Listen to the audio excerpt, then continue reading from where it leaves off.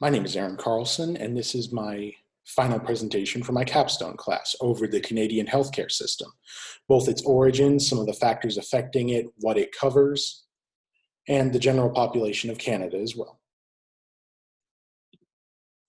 The country of Canada is the northernmost neighbor of the United States. The population of the country is around 37.59 million as of 2019. With various ethnic groups making up this population.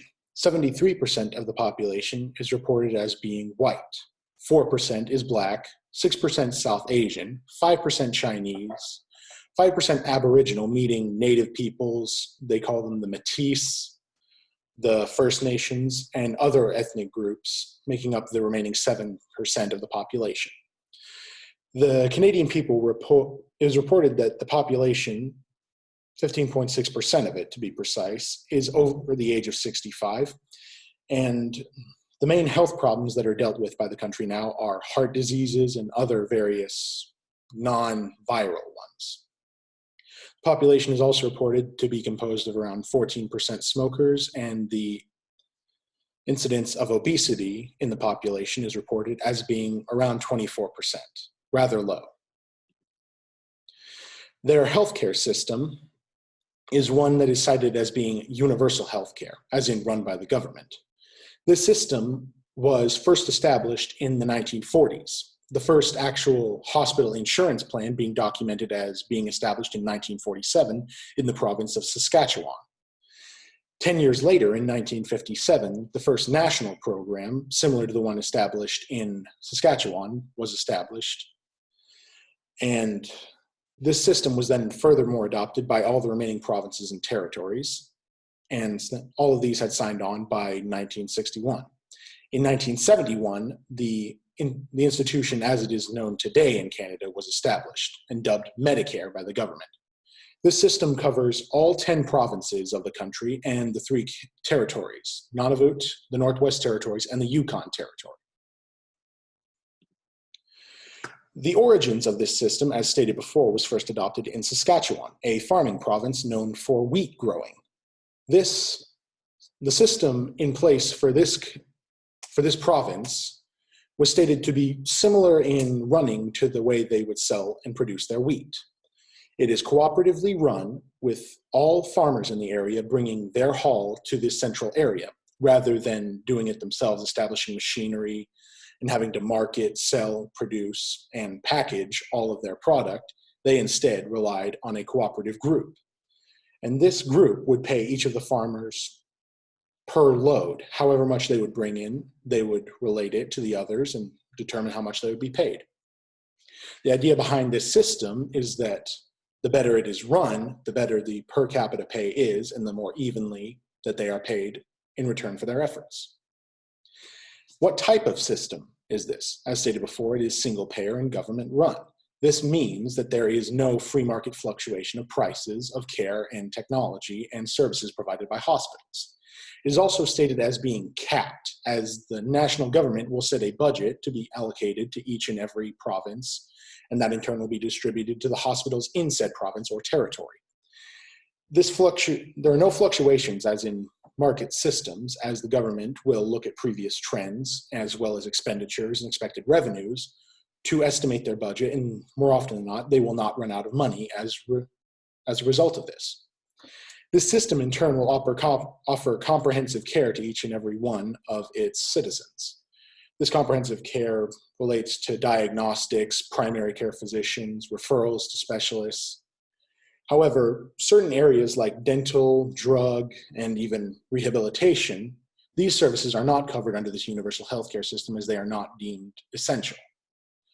In order to compensate for this, citizens can obtain private insurance to pay for these services out of pocket, but as such, they will oftentimes bear more of the brunt of the costs themselves. And in this system, with the care that is offered, the hospitals are directly reimbursed by the government. No billing occurs between the hospital and the patient. Moving on to some basic overviews of just statistics between the US and Canada. In the US, the average male lifespan is around 77 years, with females only being about 4 years greater at around 82 years old. And the cost in the US medical system is estimated at around $9,000 per person as of 2016. In Canada, it is vastly different. For males, they enjoy around 2 more years of life, equating up to 79 years, and females have 3 years, living on average to 84. And the cost within the Canadian healthcare system is around $6,000 per person, so around $3,000 less than the US system. Enrollees in the system, that is referring to all Canadian citizens. Every Canadian citizen is able to have access to their Medicare system. No one will rely on a provider that does not give certain services. The standard of care is very much the same for every Canadian citizen. They are given a Medicare card that acts like a credit card. And as previously stated, this in turn will cause the hospitals to be reimbursed directly by the government. They will receive no payment from the actual patient for their services. And private insurance, as stated before, is offered for what is deemed non-essential, such as dental and rehab and other tests. And because of this universality of the healthcare system, patients can visit any primary care physician they want, as they are guaranteed the same care, whether they visit a family practice down the street or someone they have known for years. Pertaining to the hospitals, most hospitals are privately owned, but they are run mainly by nonprofit organizations. They do not seek to make excess money because of this. As is stated, they were reimbursed by the government for this. And these hospitals, like in the US, can still refer to specialists based on the need. And the doctors within these hospitals are mostly paid on a fee-for-service basis, though some in recent history have been opting for more of a salary pay. This fee-for-service basis relates to how much they are paid per head. When referring to specialists, specialists are reimbursed by the government as well as their primary care physician counterparts. They are reimbursed oftentimes at a higher fee for referred patients from primary care specialists. If a patient does not go through a primary care physician in order to refer themselves to a specialist, the reimbursement to said specialist is lower, around equal to the amount that the family practitioner is awarded for each and every person they see. This is viewed as unfavorable in the Canadian medical system, and as such, most family care providers, if they observe specialists observing this method of non-referral, they will stop sending patients to them and thus decrease the fee that these specialists are reimbursed. In terms of control over spending for the provincial systems, that is set by the provincial government. Each provincial government will set their own health expenditure budget each year. Looking back at previous revenues and expected costs, they will allot a certain amount of their provincial money in order to pay for this. These are known to cover operating costs of the hospital as well as inflation. With other major fees such as technological upgrades can be negotiated with the government, but they are not immediately covered by the healthcare budget.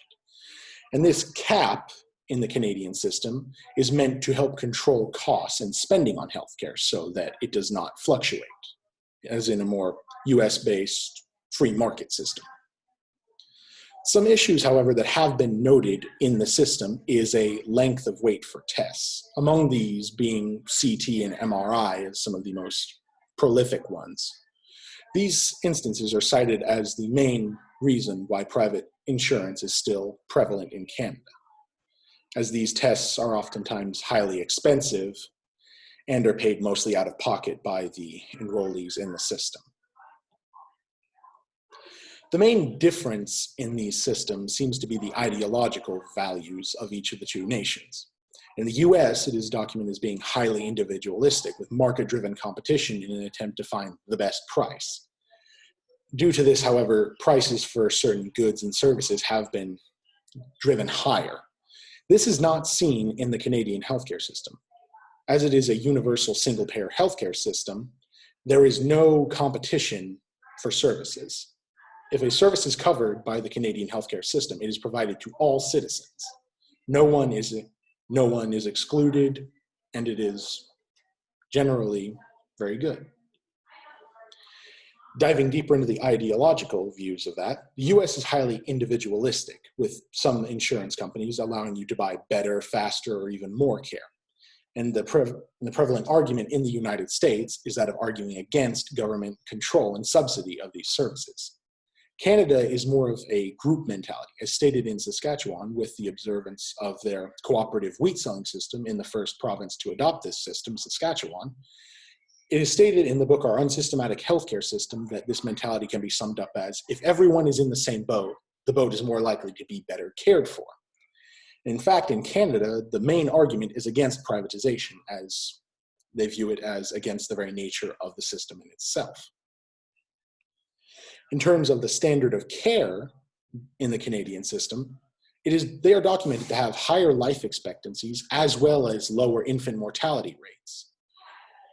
The same services, in essence, are provided to all citizens. No single person gets special care in terms of services provided by hospitals. It is all covered under the single-payer system, so no one will receive different care. Some social factors that are noticed in the system is that the hospitals are noticeably clustered in the more urbanized and quote-unquote advanced areas of the Canadian country, such as Ontario, Quebec, British Columbia. These areas boast in approximately 300 hospitals per province. A step down from theirs is to the rural areas like Saskatchewan, Manitoba, and others, where more wheat is grown and as well as more rural and spread out.